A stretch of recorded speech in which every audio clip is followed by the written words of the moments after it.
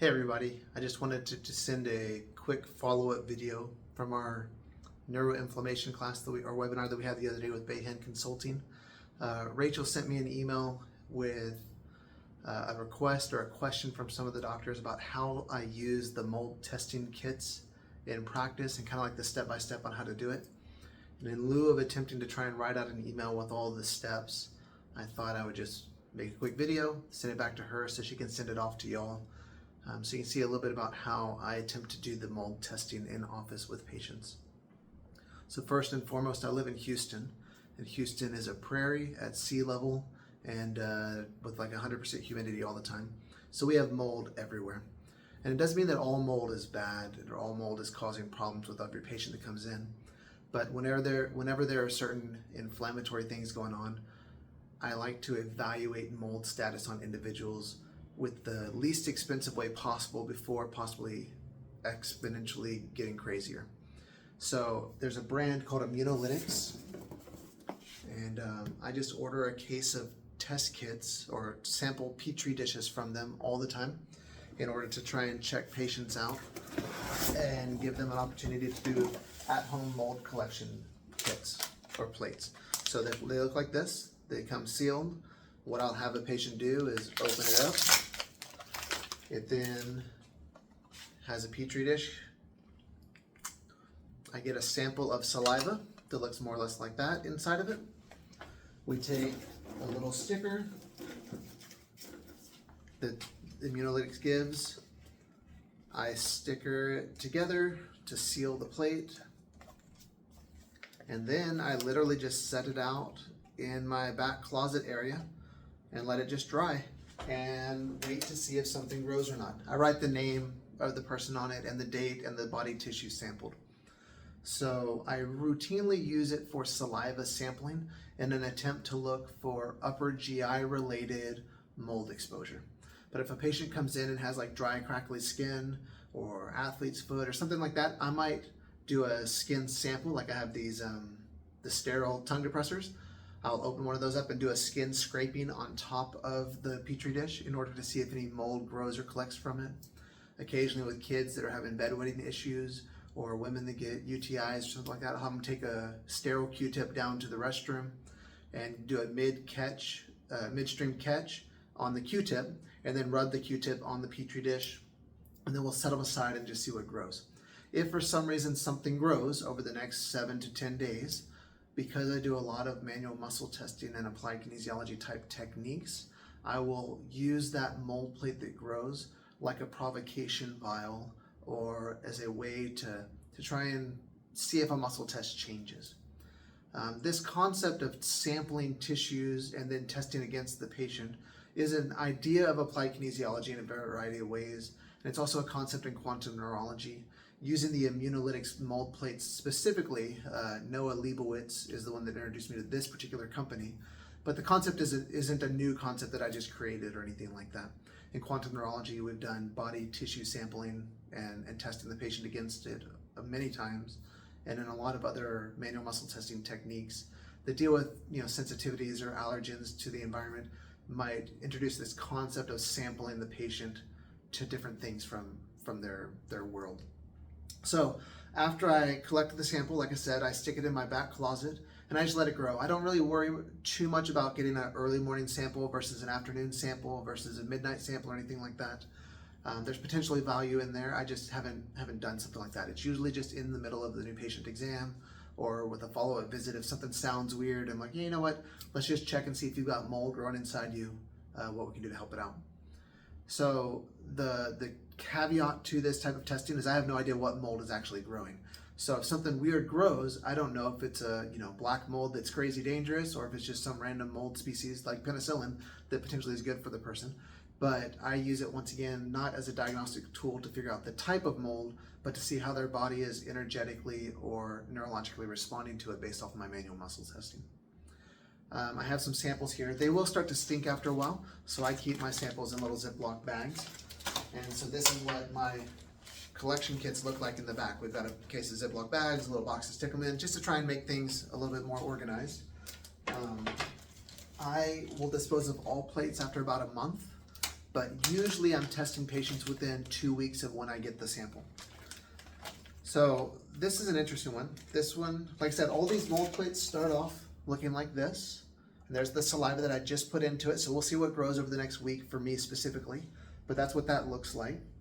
But this is a patient that I sampled on March 18th, and I don't know if you can really see that through the glare, but he's growing hair and nastiness. His mold plate has turned black, and it's pretty funky inside there. Let's see if I can get a couple of others. So this is from the same family. You can see those are what, each of these are little colonies.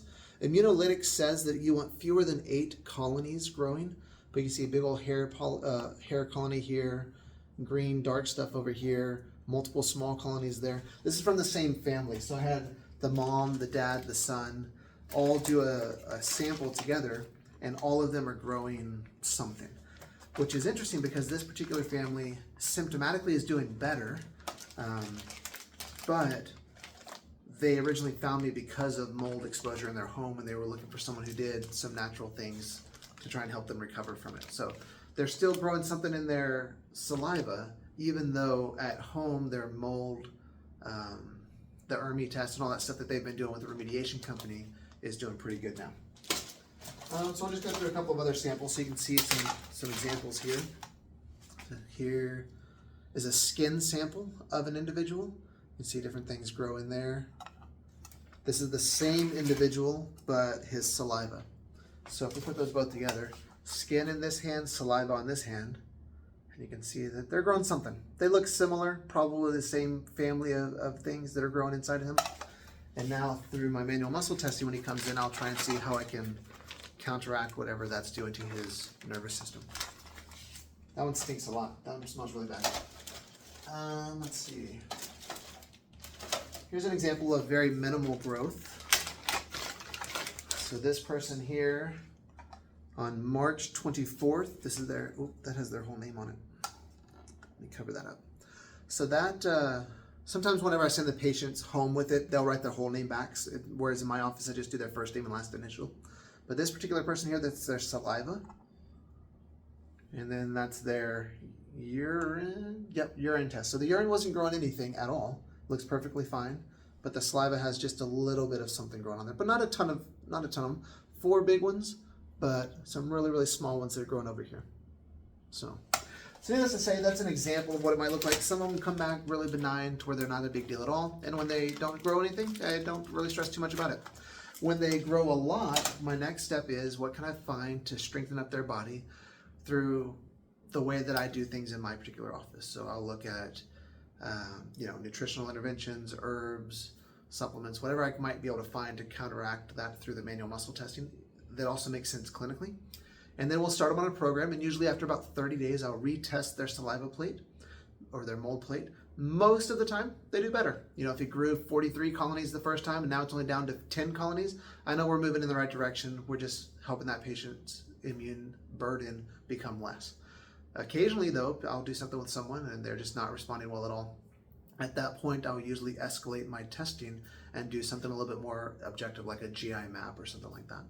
Or if it's a kid that's coming in for something and they're not getting better, I'll sample the people in the family that are not patients in my office. So I might have them, take 4 or 5 sample kits home, get the parents, get the siblings, bring them all back in the next time. And if they're all growing the same looking thing, then we might explore an option by using Immuolytics or another mold testing company to see what's going on in their home, if it feels like that's warranted.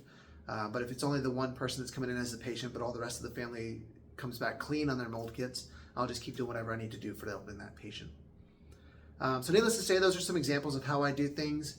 I keep, I buy mold plates in about groups of 50 or so, and then I'll just sample them throughout the month. And when I need to reorder more, I go to Immuolytics and order more. And like I said, I use them like vials or provocation tests whenever I'm testing people. I don't know what mold is necessarily growing, but I'm of the opinion that if we have fewer immune burdens in our life, we're probably gonna do pretty much better. So therefore, if I can get those things to stop growing in people's saliva, we're probably going in the right direction. And most people symptomatically respond well as their mold colonies go down. Occasionally, we do ask people to get more aggressively tested, where we do something like a GI map as a result of not getting better with the mold plates, or we'll get their home sampled if it really seems like it's a problem.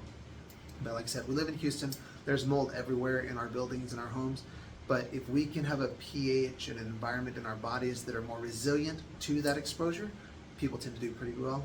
But if for some reason we start losing that battle and we accumulate stuff and let it grow, whether it's on our skin, in our saliva, in our nasal mucus, in our urine, whatever it might be, we try and get that supported in the person's body. So hopefully that answers your questions. Those of you that sent your request to Bahan, and if you have any other questions, let me know, and I'll either make a video or I'll respond back through an email. Have a great day.